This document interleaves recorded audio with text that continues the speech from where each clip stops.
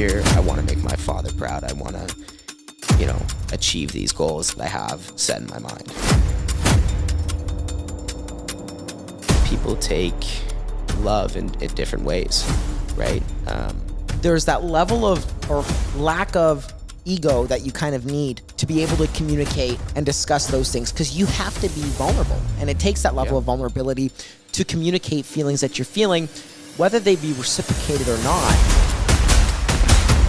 Somebody's got to do it first, and the question is, are you going to be the bigger person to do that? If I could take from that communication is key. You're not going to have the same opinions as me. Process. You're not going to have the same solutions as me. Everyone's always going to have a different answer. And so I think accepting. Ladies and gentlemen, I just want to take a quick break from our show to say a massive thank you and a big shout out to one of our amazing sponsors, Dave DiStefano. Dave is a mortgage broker with over 13 years in the business, and Dave has a great rapport with the network of lenders, including big banks, credit unions, trust companies, financial institutions, and private funds. He will work on your behalf to help you find the best mortgage with the most agreeable terms and the lowest interest rate. After meeting Dave many times and having great discussions with him, he provides a level of confidence and comfort in knowing that he is going to take care of you. If you want to reach out to Dave, you can find his office on 6293 Thoroldstone Road in Niagara Falls. For more information or to make an appointment for any of your mortgage needs, call 905-933-1090. That's 905-933-1090. And thanks for listening. Back to the show. What's going on, Meeting Gold listeners? It's Chris Battaglia, 416 Coffee. Use the coupon code Meeting Gold to get 10% off your first order at 416 Coffee. Enjoy the show. I memorized these things, and it just worked out that way. But we were talking about this earlier, and our first thing our teacher said was, I don't want you to memorize anything.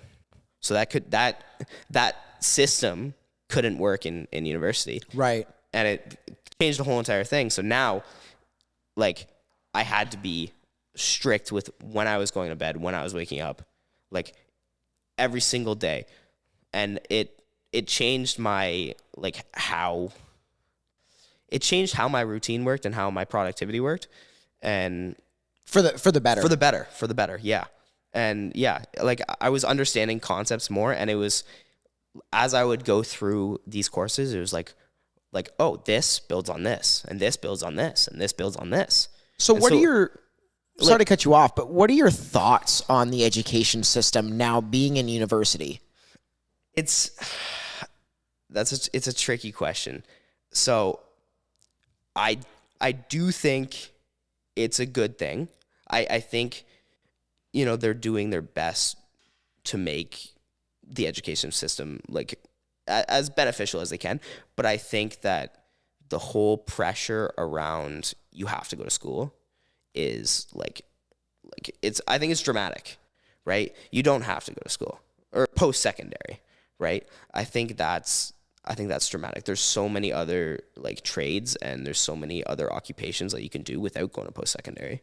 Right. To an extent, right? But those are necessary. And I think that the way our education system is set up at the post-secondary level, that it's for such a small group of the population, and it really causes a lot of people to struggle, right? And I feel and I've even seen this. So in my first semester, I know 4 people that dropped out. Not just 4 people that I met once, 4 people that I consistently interacted with throughout my first semester. 4 of them dropped out. And it's not like I was interacting with 200 people, right? I was interacting with maybe 20 people, and 4 of those 20 people dropped out because it's like a feeding system. Yeah. They almost want to take out any of the people that they want you to drop out. Yeah. And I was even talking to family members and different individuals I know, and people in the engineering sector, and all of them said just make it through first year, because they want you to drop out. They want to weed out all the people that can't take the stress, that can't get their work done, that can't do it, right? Right. And I understand why they do it, but I also think it's a little unreasonable because like throughout your like educational life, you're kind of given like a helping hand, right? Like if you're struggling in something, there's a tutor for that. Or, you know, if you need a little extra help, there's something there for that. But then you get to university and it's like, we want you to fail. It's like that 20 grand. Then you're supposed to what? Get a tutor on top of that? Exactly. You know, like it's almost like that unreasonable. I can see where it would be frustrating. I have a question for you. In terms of growing up, you know, I think it's important to start people at that young stage. Like let's find out who you were as a young individual and what happened that really adjusted the trajectory of your life completely differently than what you or your mother or your brother could have imagined. Yeah. So talk to me about your childhood. What were you like as a child? So, like childhood, everything was hands-on. Absolutely everything. If I could like mess with it, I would. Whether it was like just digging a hole in the backyard or like putting like pieces of wood together with nails or building something or taking something apart, usually breaking it. And my mom will attest to that. I broke so many things growing up just because I wanted to know how it worked. And she noticed that when I was young, and it's like it's not something she like said like, hey, go look how this works. It's just like I was drawn to it. I wanted to know how it worked. I wanted to see the gears moving, and I wanted to learn and understand how that worked. And so throughout my whole entire childhood, it was just always like learning how things worked, and I always wanted to be doing something. I always wanted to be building something. I always wanted to be learning something, and that was a really big part of my childhood. So especially, and I was always outdoors learning like new things outdoors, or I was always like playing with technology or playing with circuits or things like that, just because I loved like understanding new things and seeing how things worked. Right. And yeah. Where do you think that came from? Because I think as a child, you see things, or you're innately born with certain things or certain interests that you love to interact with or love to do. Like, where do you think that interest for hands-on learning and more that mechanical side came from? Yeah. So honestly, like I couldn't pinpoint the exact specific, like where did it come from? My dad was an engineer. So I think that definitely had a lot to do with it. I think, you know, just sharing the same, you know, blood as him, he loved to work with his hands. He loved to find solutions to problems. He loved to understand how things work. And that's the same way I think too.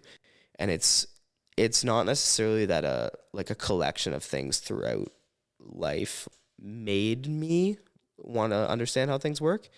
It was just something I was always drawn to. If I saw something, I wanted to know how it worked. You immediately collapsed on that. It was just like something in my brain switched, and I was like that's cool. I want to take it apart. I want to know how it works. Do you think as a child, growing up without a father figure, how did that affect you emotionally when seeing other people have a father figure? Yeah, so it was definitely different, and I don't think I was really able to grasp it until I was much older. But like even, you know, like father-son camping trips or father-son this, father-son that, like it would always kind of put me in an awkward situation where like I would like go on these things, and I was lucky enough to have a lot of like people in my life, like my uncles, beyond thankful for them.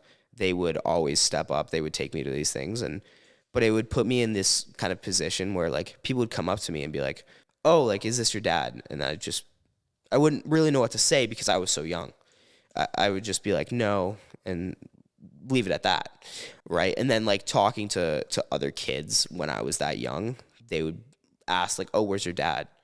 And I'd just be like, "Oh, he's not here," right? And just leave it at that because I didn't really know how to express that he passed away and that I didn't have one, right?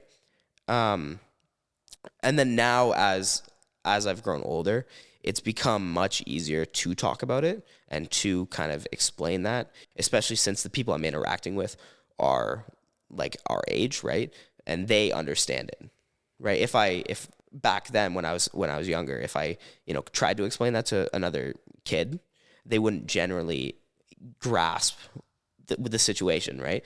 They'd just kind of be confused. They'd understand it, but not, right? So Right. being older, it's definitely made it easier, but yeah, like as a child, it made it difficult just based off of social situations and kind of, I guess, like a learning how to deal with those situations and, people asking about that. So that was definitely a struggle, and also just lacking things that like a father is usually there to teach you, or not even teach you, but kind of just like nudge you in that direction. And my mom did an amazing job filling in, right? She taught me everything I know. She taught me how to skate, taught me how to play sports, all of that. Love her dearly. But there is just like some things that weren't necessarily taught and kind of delayed me, especially in social situations. I had to like start learning. I had to pick up on social cues. I had to be better at that because like I never was really taught things like that. Right. Whereas you feel a father is more plays that role. Yes and no. I just feel like there's certain things that a father teaches you that like a mother, even doing an amazing job, might not get taught. Right. So that affected me growing up. And now that I'm older, like I can understand it more and like overcome those things. And like I've learned how to get past that. But as a child, it was definitely hard to navigate that. What, because I can never relate to what you're saying specifically to losing a father, unfortunately, yet. Especially, most importantly, as young as you were growing up without one. First, let's go into detail. What happened March 28th, 2004? So he was on a business trip in Atlanta, Georgia, and he was hit by a drunk driver. He was coming home he went out to grab a bite to eat. He was coming home from that. He was crossing the street. Driver didn't see the red light, went through, hit him, and then just kept on going and went home. And then he called the cops from his place about an hour later. And so yeah, he passed away on March 28th, and I was born October 28th, 2004. So that was a unique thing that I learned, like growing up, that like time difference, which I mean, 28th and 28th, it was kind of a cool thing to. It's interesting. Is your number 28? Yeah. Yeah, that's so funny. So with that, we could go a bunch of different directions, but I think one of the things that I wanted to touch on, because there are other people with stories like this, and I think it's important for them to be communicated, because people who, you're mature now, you understand what's happened, you understand how to, and you're still learning how to grasp and dissect those feelings of whatever you may be feeling. What do you think, or what emotions do you think manifested in you at an early age that was because of the loss of your father or lack of?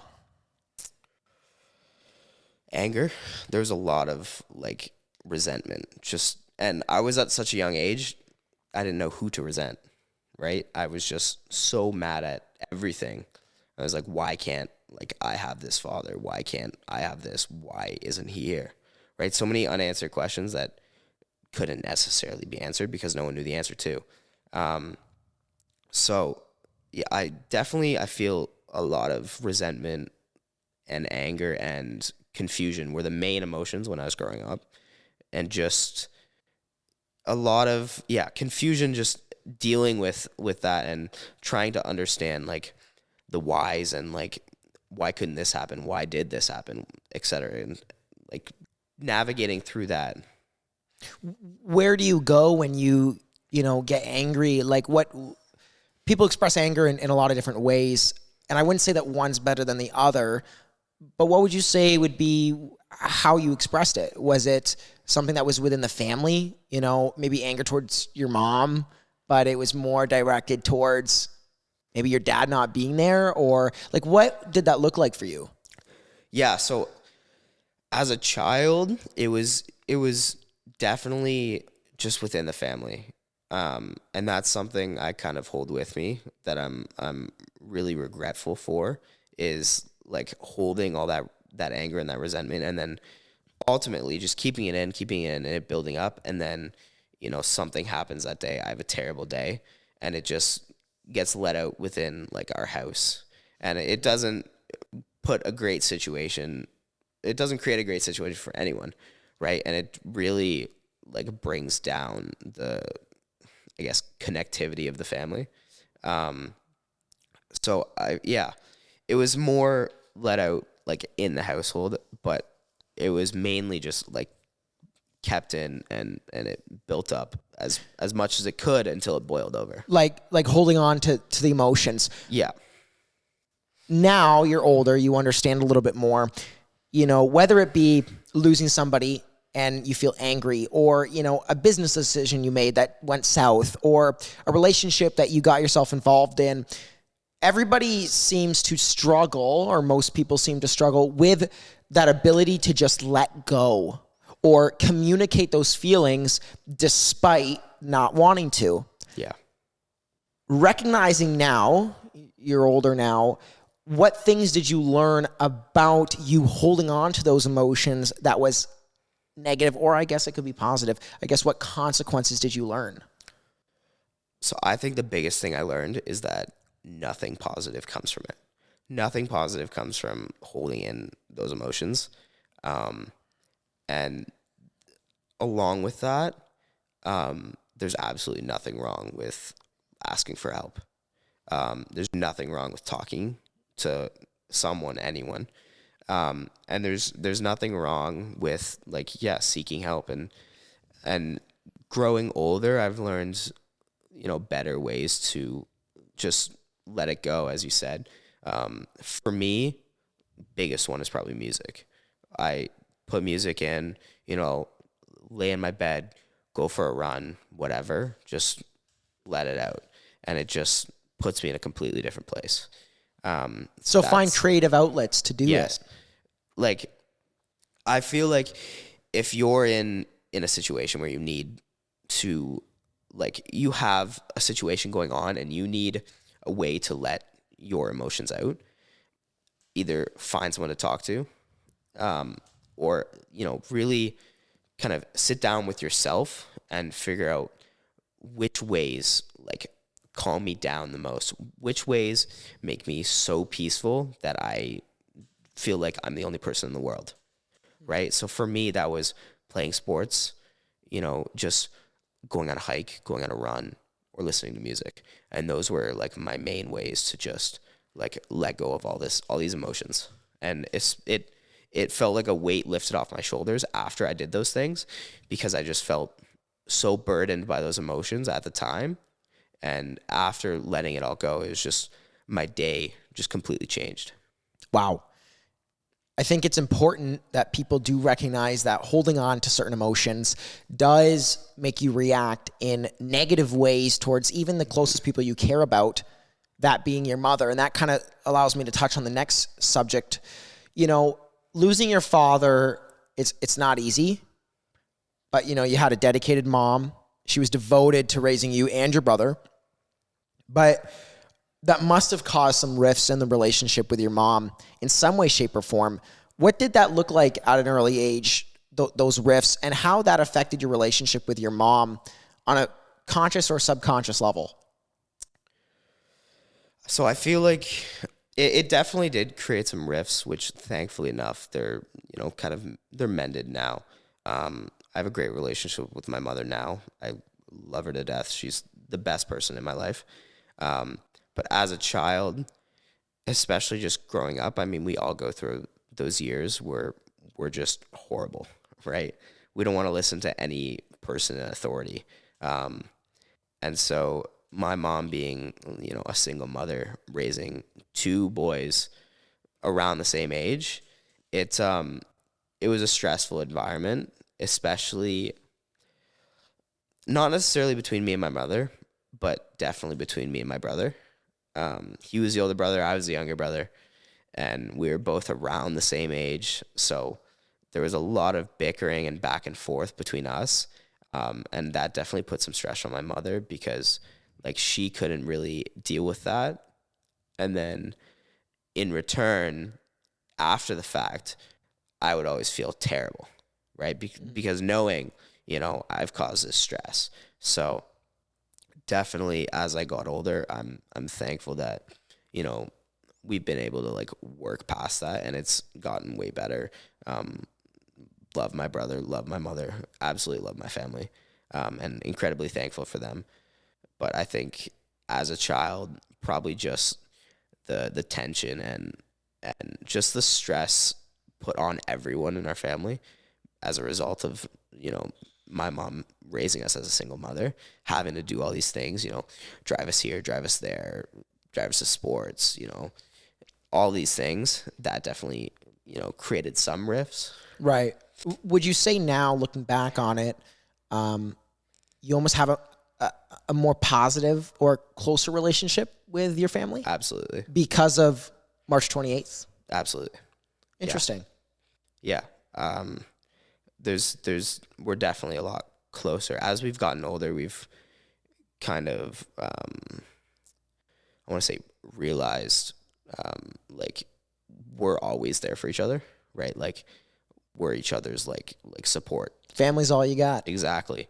And that's definitely brought us closer, because of like all the events that have happened leading up to where now me and my brother, we're older, right? We understand so much more and we understand that like we're all we got. So it's definitely brought us closer. Right. It's actually interesting that you bring that up. I think a lot of people don't know what they have until it's gone. Yeah. It's like the song Let Her Go, right? Mm-hmm. Same idea. You don't know what you're missing until the lights down low, right? Like you have no idea. And I think it's unfortunate that a lot of people don't understand that, being able to appreciate something in the moment without having to lose it first is such a positive look on just being a good person and enjoying and being present in every moment. What would you say are some of the key things you kept in mind when trying to be present in moments? Because I can only imagine losing a father. You only have one father, right? Like that comes to your mind probably quite often. What do you do to stay present in moments, especially with family and not, come Christmas time or, you know what I'm saying? Yeah. It's definitely tricky. And once again, I go back to like family being a support system. In order to, stay present and like stay like happy in those moments, like you mentioned Christmas, just family is a massive thing. We have a massive family Christmas, huge, everyone comes. And when we're there, if a story about my dad gets brought up, which it does a lot, it's always in a happy sense, right? All my family members are just happy telling good stories, like he was this, he was great, he made us laugh, etc. And that definitely, it helps keep everything in a positive light instead of looking on all the bad things. Look at, the good things, right? So instead of, mourning his death, celebrate his life, that kind of situation. And that really helps keep you present, and enjoy what's around you instead of just keeping focus on what's in the past. Right. I got to ask you, what are your thoughts on that man that was drunk driving? Like, what emotions do you feel towards him? It's there's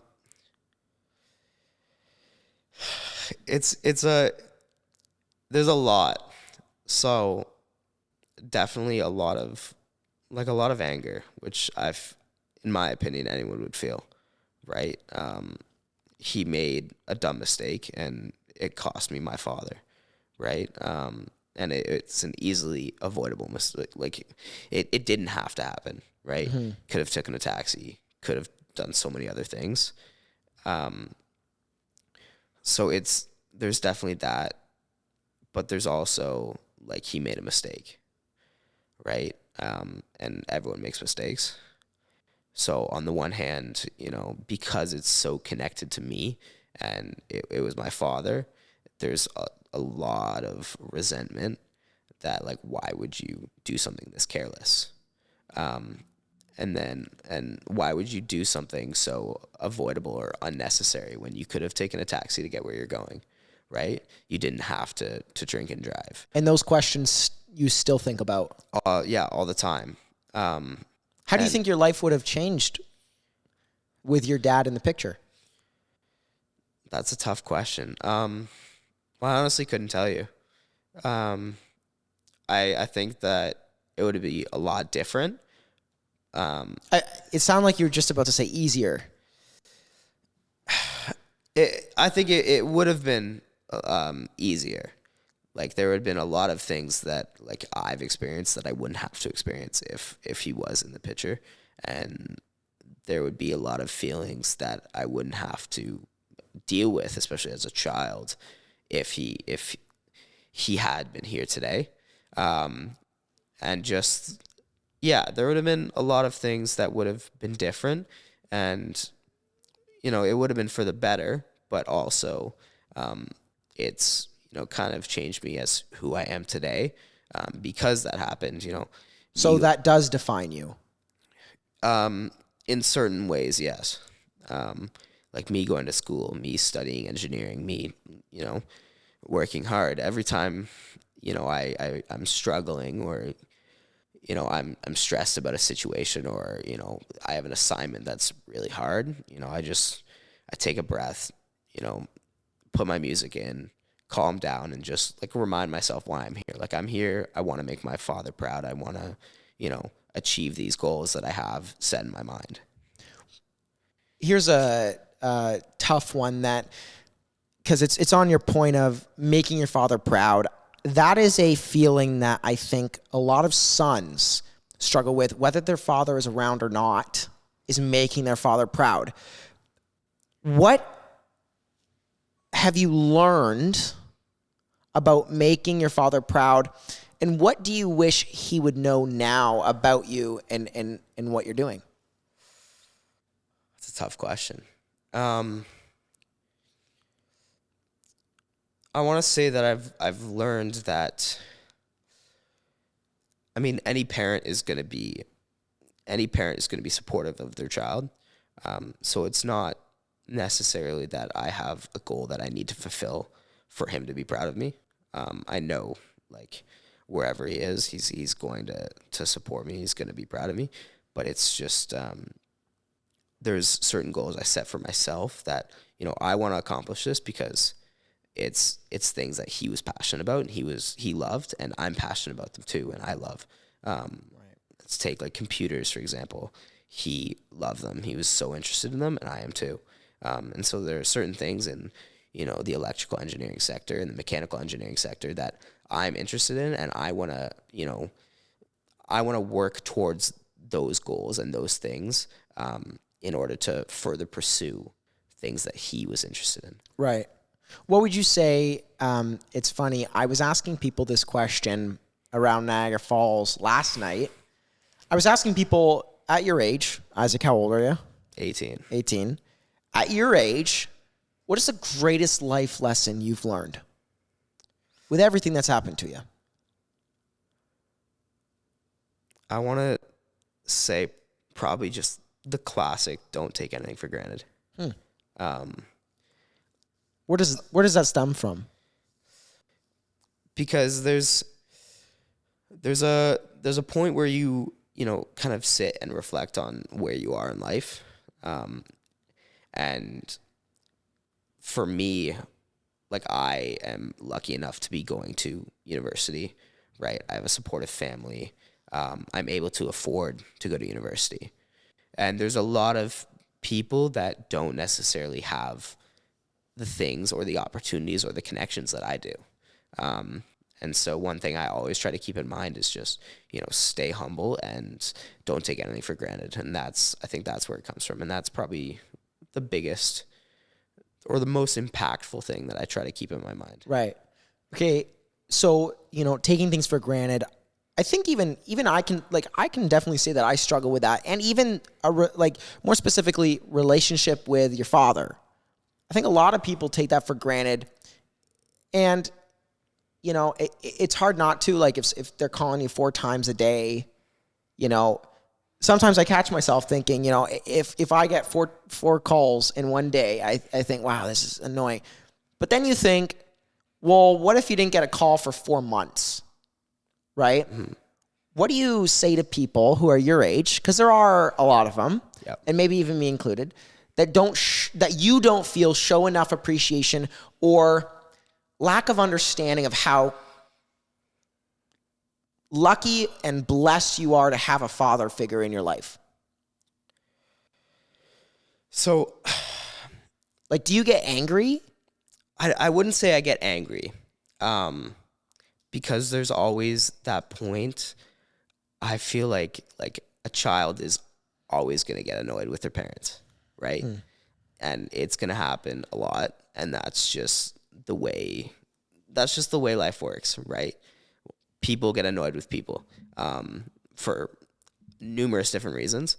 And I think that not showing appreciation in the moment, that's just, it's something that slips your mind.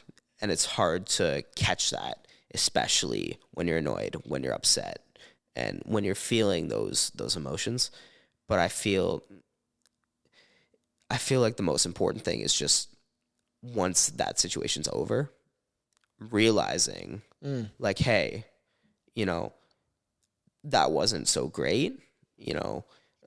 I should be appreciative that he called, that she called, that they're present.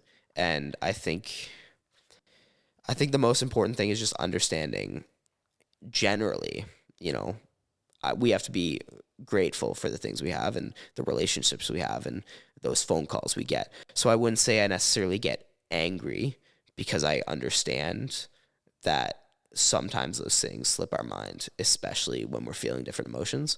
I would just say that in general, I feel the most important thing is just understanding that, we have these things and we should be grateful for them. And if you understand them, even in those small moments where you may not show that, I feel it's still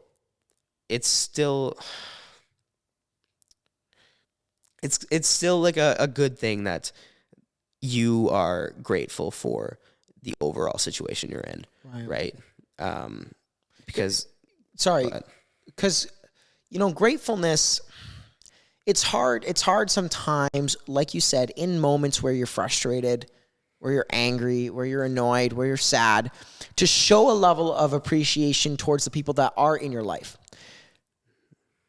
If you were in a different situation and your father was around today, what kind of things would you be doing to show that level of appreciation? I think that depends on the type of person you're trying to show appreciation to. People take love in different ways, right?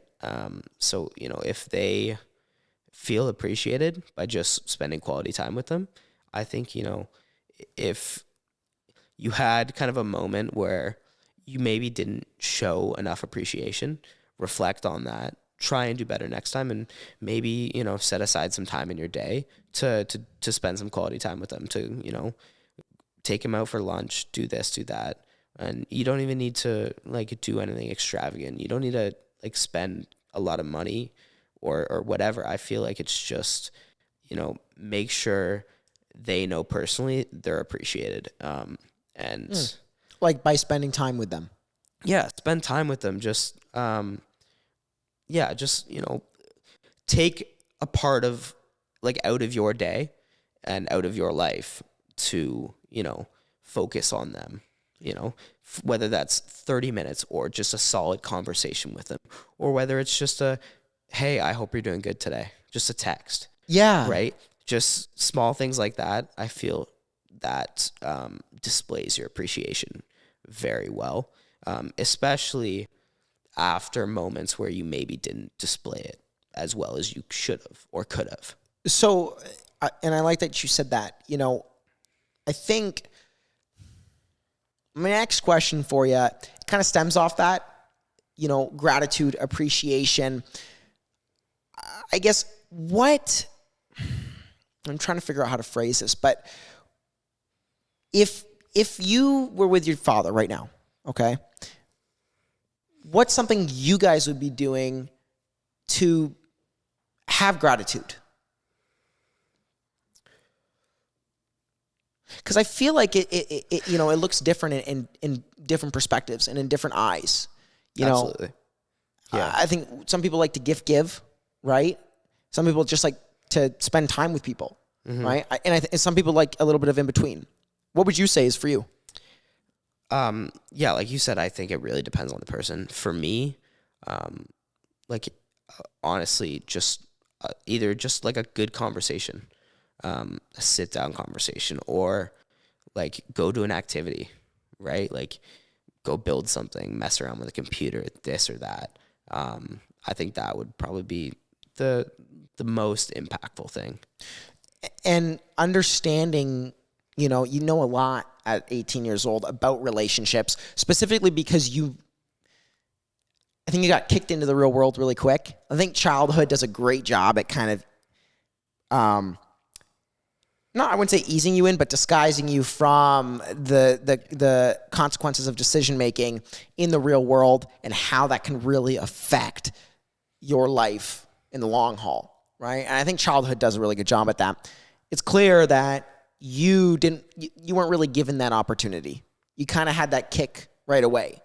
So I think at 18, you understand a lot about relationships and you understand how relationships work. I think there's obviously a lot of things that me and you both need to learn, but knowing that, what things do you take out of understanding and comprehending the loss of your father? What things do you take out of that to utilize in all kinds of relationships, friendships, romantic relationships, family relationships, business relationships? So from that, I think that kind of brings me back to the tension within my family, like in my childhood. During then, I could take from that communication is key, right? No matter what, no one's a mind reader, right? Like I can't sit here and like just know what you're gonna say.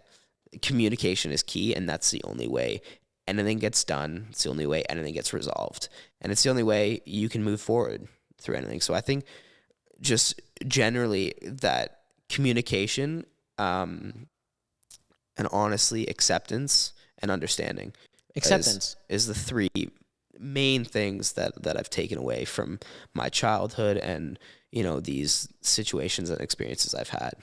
You said acceptance. Can you go a little bit more into detail about what you mean by that? So acceptance and understanding, I would say that they're really important things, because one thing that I try to keep in mind is no one is ever going to think the same way as me, right? You're not going to have the same like opinions as me. Opinions. Not going to have the same thought process. You're not going to have the same solutions as me, right? Everyone's always going to have a different answer. And so I think accepting the fact that no one will ever think the same way as you is really key to just developing relationships, whether it's friendship, business, anything, right? Because understanding and accepting that makes it easier when those crossroads and those arguments happen. Understanding that they don't think the same way as you, or they might not see it the same way as you, and that's okay. It makes it easier to get past that. Right. So, and I, as much as I hate to say it, there's that level of or lack of ego that you kind of need to be able to communicate and discuss those things, because you have to be vulnerable, and it takes that level of vulnerability to communicate feelings that you're feeling, whether they be reciprocated or not. Somebody's got to do it first. Yeah. And the question is, are you going to be the bigger person to do that? Right? Yeah. To people who, as we kind of wrap up, I want you to touch on, to people who you don't feel have a level of appreciation for the situation that they're in, whether they have a father or not, in the picture, or any situation. What piece of advice would you give that you've learned through your 18 years? I would just honestly just keep an open mind. Like, keep an open mind about people's opinions, people's feelings, and the situations that you're in, because I think by staying neutral, that's the easiest way to see that there is an appreciation, and that you are lucky for the things you have in life, and the experiences you've had, the connections you've made. And so I think, staying neutral and just having an open mind and trying your best to be understanding and accepting and grateful for all things in your life, and trying to show that to people in your life, whether, give a gift card at Christmas to, someone that impacted you, or, spend some time with your family, or, just small things. I think that's a really important thing. So one of the things that we always ask our guests at the end of every single episode is, what question you want to ask the next guest without understanding who they are. Now, I haven't asked you the question of the last guest yet, but I think in a grander scale, I think this question really relates to you, and I'm curious to know your answer. Are you creating for yourself? Why or why not? I don't think I can pick yes or no. I think I'm creating for my name, not for myself, but I'm creating for my father, for myself, for my mother, for my brother, for my family, right? I think that, the life I live is so connected to them that everything I do is connected to them. So, all of my achievements at school, all of my achievements throughout all my life, I think I'm creating for my family. Is there a level of fulfillment that comes from that? Yeah, I would say yes. It's not the main reason, like, why, I'm striving towards these goals, but it's definitely, a nice thing knowing that, you do these things and you're doing it for yourself and for your family, and it fulfills you, and it's a nice thing to have kind of in the back of your mind. Right. All right, Isaac, last question for you, buddy. What question do you have for the next guest? After everything we talked about today, what would you say is an important thing to challenge anybody with? I think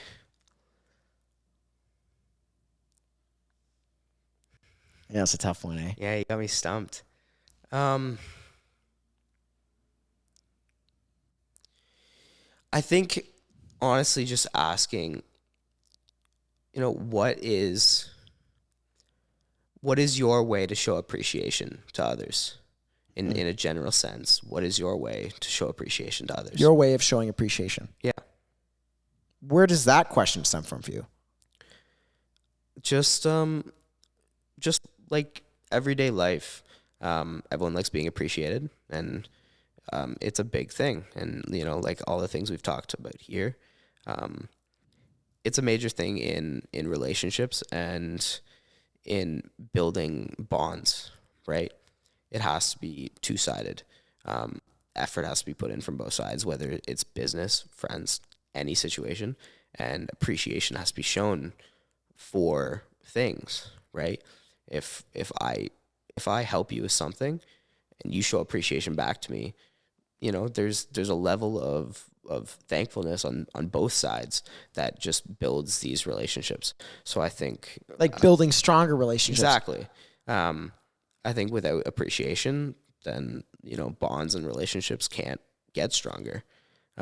So I think it's an important thing. Just what is your way of showing appreciation and understanding, like, how do you show appreciation? Right.